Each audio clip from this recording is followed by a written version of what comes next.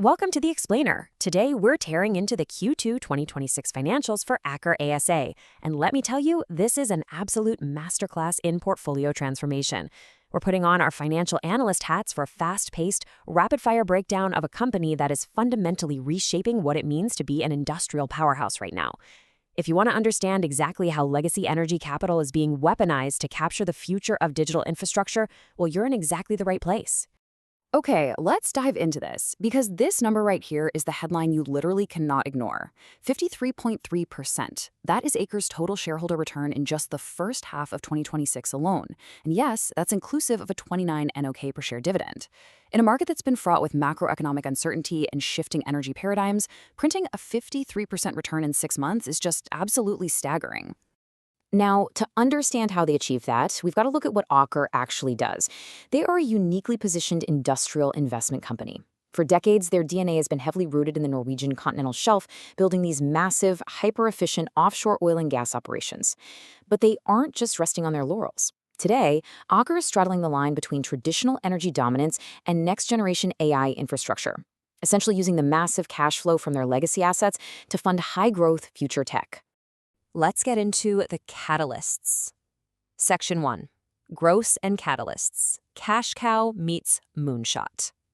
So here's how these specific catalysts are driving that dual threat narrative. First up, the AI moonshot. Aker's increased ownership in the AI cloud provider Nscale, following a massive Series C funding round, injected a phenomenal 22 billion NOK directly into their net asset value. That's explosive growth in digital infrastructure. Second, the reliable cash cow. Aker BP is just pumping out an average of 390.8 thousand barrels of oil equivalent per day, with major, massive projects like Johan Sverdrup Phase 4 advancing right on schedule. And third, strategic optimization. The agreed sale of the industrial software company Cognite to Schneider Electric is adding another 7.4 billion NOK to their NAV. They're basically unlocking massive ongoing shareholder value across the board.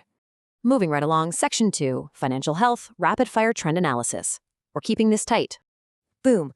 NOK 18.6 billion. That's their profit before tax for the first half of 2026.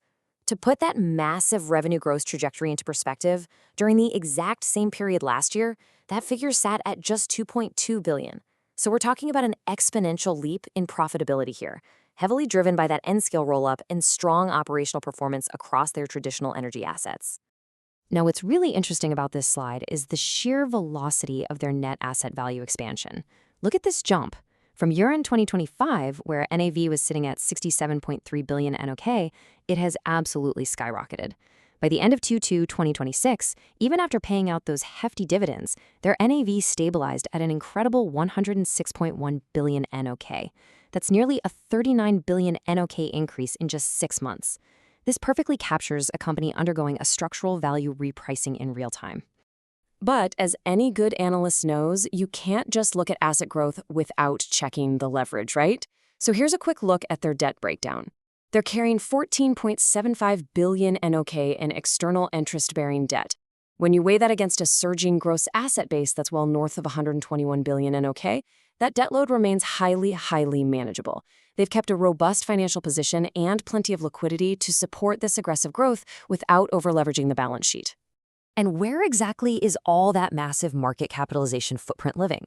We're seeing a nearly even split now in their gross asset value composition. 54% is in listed equity investments, your highly liquid, established cash generators like Aker BP.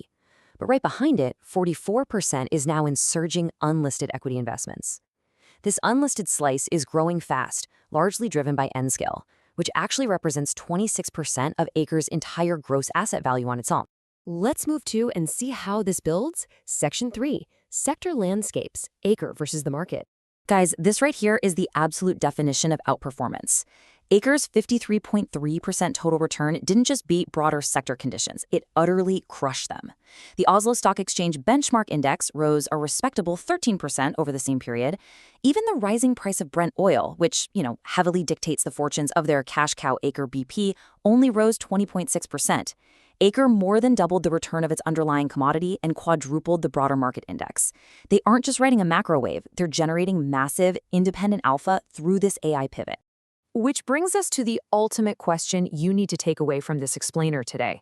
With one foot firmly planted in high-yield traditional energy production and the other aggressively stepping into the explosive growth of global AI compute infrastructure, does Aker's aggressive pivot into AI infrastructure make it the ultimate diversified energy play of the decade? It's a wildly fascinating portfolio to dissect, and the numbers we've looked at today make a pretty compelling case. Thanks for joining me for this fast-paced breakdown, and I'll see you in the next explainer.